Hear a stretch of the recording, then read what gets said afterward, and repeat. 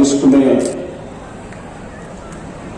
हमारे चिंतन में, हमारे दर्शन में, हमारे ख्यालों में, हमारे ख्वाबों में हमेशा डॉक्टर गौर बसे हैं और बने रहे, ऐसी मैं प्रार्थना करता हूं। आज सागर गौर उत्सव के रूप में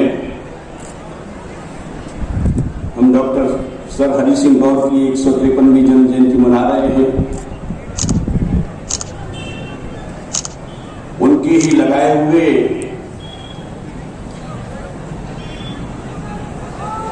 एक अंकुर ने जो एक विशाल रूप ले लिया, उसके प्रांगण में हम सब बैठे हैं।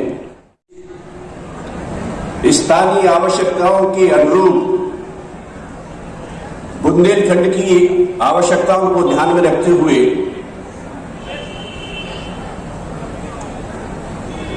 Job oriented vocational programmes, skilled development से संबंधित प्रोग्राम्स की और अधिक आवश्यकता है।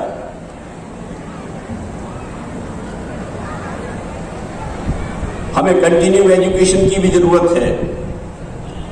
हमें हमारा जो क्राफ्ट्समैनशिप है, जो आर्टिसंस हैं, जो गांव में, देहात में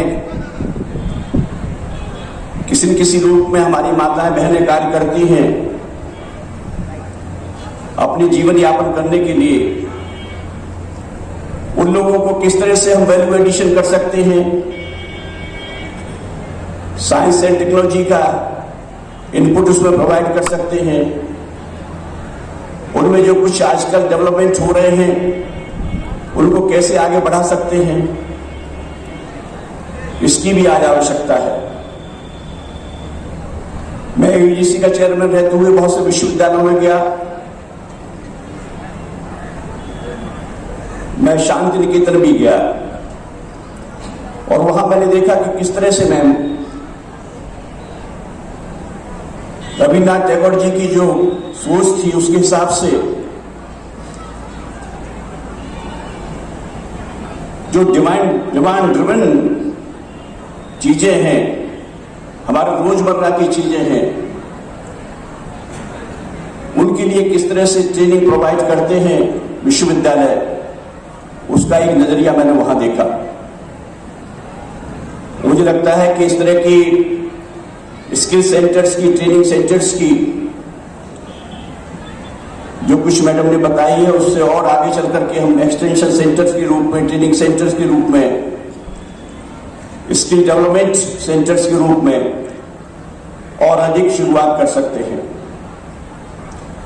राष्ट्रीय शिक्षा नीति की चर्चा भी आपने की है, नेशनल एजुकेशन पॉलिसी 2020 की। मेरा ये सौभाग्य रहा कि यूजीसी चेयरमैन के रूप में एनईपी के फॉर्मुलेशन और फिर उसके इम्प्लीमेंटेशन कमेटी में एक सदस्य के रूप में उसके क्रियान्वयन को की उसकी यात्रा मेरी सागर से ही शुरू होती है और इसलिए मैं सागर का हमेशा ऋणी रहूंगा।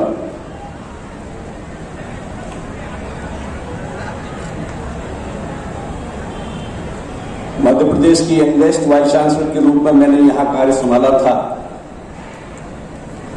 2004 में और अपना कार्यकाल पूर्ण करने से पहले ही मैं बनारस हिंदू यूनिवर्सिटी के वाइस चांसलर के रूप में मैं यहां से गया था।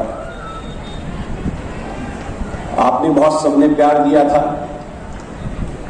मैडम वाइस चांसलर अभी सामने बैठे हुए कुछ प्रबुद्धजनों और पुराने हमारे शिक्षक साथियों का नाम ले रही थी। मैं सभी के चेहरे पहचान पा रहा हूं, सभी के साथ अपने को कनेक्ट कर पा रहा हूं और जो कुछ नाम मैडम ने लिए उनके साथ उन सभी नामों को जोड़ता हूं जो यहाँ उपस्थित हैं और मैं उन सभी को, आप सभी को मैं प्रणाम करता हूं, आप सभी का मैं अभिनंदन करता हूं। सागर मेरी सांसों में बसा है। मैं अपने तात्या स्मरणीय और सदैव स्मरणीय जिनकी कृपा से जो कुछ मैं जीवन में कर पाया हूं, जिनके आशीर्वाद से जो कुछ भी ऊंचाइयां छू पाया हूं, उनका भी मैंने आज आशीर्वाद लिया। परम पूज्य रावतराय सरकार जी का, उनके श्री चरणों में मैं नमन करता हूं। डॉक्टर गौर के बारे में विद्यार्थियों की जानकारी के लिए मैडम वाइस चांसलर ने काफी कुछ बताया। आप सभी यही पले बड़े हैं और इसलिए डॉक्टर गौर के व्यक्तित्व के बारे में, कृतित्व के बारे में बहुत कुछ आप लोगों को जानकारी है और कुछ लोगों को तो क्या, आप में से बहुत लोगों को मुझसे भी ज्यादा होगी।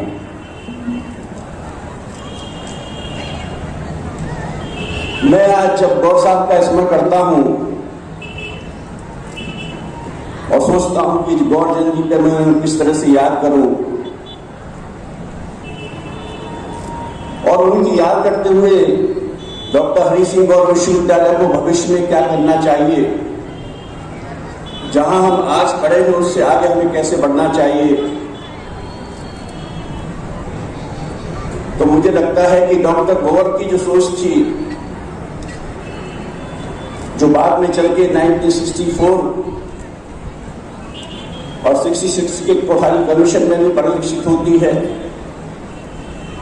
कोठारी कमीशन की रिपोर्ट में एजुकेशन एंड नेशनल डेवलपमेंट को कनेक्ट किया गया। डॉक्टर गौर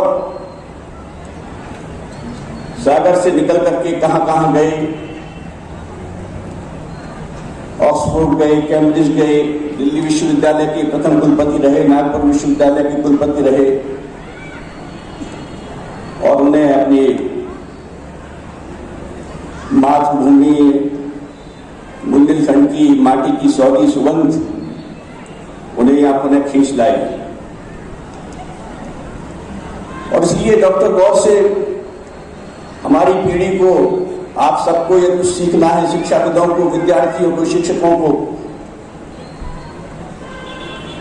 तो सबसे पहले तो ये कि जहां जन्म लिया है,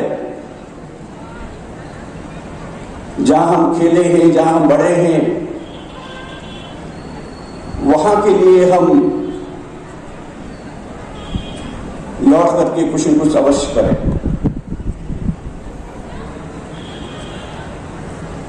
उसका ऋण चुकाने की कोशिश करें। ऋण तो हम कभी नहीं हो सकते, लेकिन हाँ, ऋण चुकाने की हम कोशिश करें। उनकी दृष्टि में वो शिक्षा के माध्यम से बुंदेलखंड का विकास करना चाहते थे और हमने देखा कि शिक्षा कितना योगदान देती है, क्षेत्रीय विकास हो, प्रादेशिक विकास हो, राष्ट्रीय विकास हो।